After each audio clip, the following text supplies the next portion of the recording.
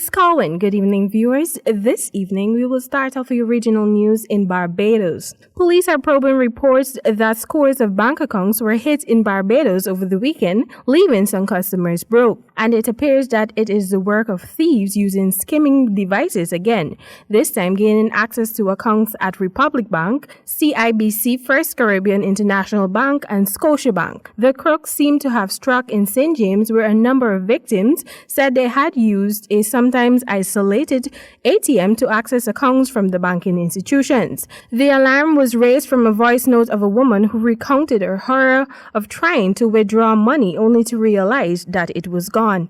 In reporting the matters to the bank and police, she then found out that there are several others, including pensioners, who had fallen victim to the thieves. Over to news coming out of Puerto Rico.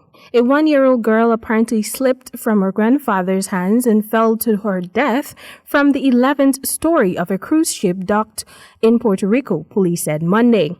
Police Sergeant Nelson Sotelo said the family of the child will remain in the U.S. territory until the investigation is complete. He said officers have not been able to interview any relatives yet. Authorities said the girl was traveling with her parents, 2 siblings and 2 sets of grandparents aboard the Freedom of the Seas, which docked in Puerto Rico on Sunday after a week-long trip through the Caribbean. The death occurred Sunday afternoon in the Pan American dock in the capital of San Juan. Sotelo said the toddler's maternal grandfather, Salvatore Anello of Indiana, is under investigation. He said the rest of the family is from Granger, Indiana. The police chief of South Bend, Indiana, South Rakowski, disputed the statement issued by Puerto Rico police that the girl was being held out of the window in an interview with WSBT television.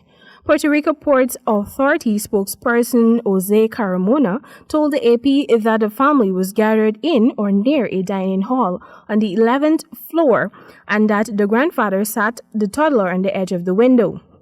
He said the officials are investigating whether the window was already opened or if someone had opened it. Royal Caribbean Cruises called it a tragic incident and said that it was helping the family. A spokeswoman said the ship departed Puerto Rico on Monday for St. Martin on a new itinerary and declined further comment. And finally, news coming out of Jamaica. A 31-year-old footballer has become the latest victim as the bloodletting continues in Clarendon. O'Neill Rhodes, otherwise called Big Dog or Wacky Wacky, of Canaan Heights, Maypen, Clarendon, was shot and killed at a bar in Busmanti Highway in the parish yesterday. O'Neill Rhodes, otherwise called Big Dog or Wacky Wacky of Canaan Heights, Maypen, Clarendon, was shot and killed at a bar on Busmanti Highway in the parish yesterday. Reports are that about 1:45 p.m., Rhodes was among patrons at the bar when he was pounced upon by armed men who opened fire, hitting him several times. He was taken to the hospital where he was pronounced dead. Reports are that the victim was a player who represented Sporting Central Academy in the parish and, most importantly, Montego Bay United. It was the second killing within only hours in Clarendon, as early Sunday morning a Jamaican Defense Force soldier, Private Paul Lindsay, was shot dead in Clarendon Park Tollgate section of the parish where, incidentally, Sporting Central Academy is based. Police investigations continue into both killings. And that has brought us to the end of the regional news this evening. Back to you, Colwyn.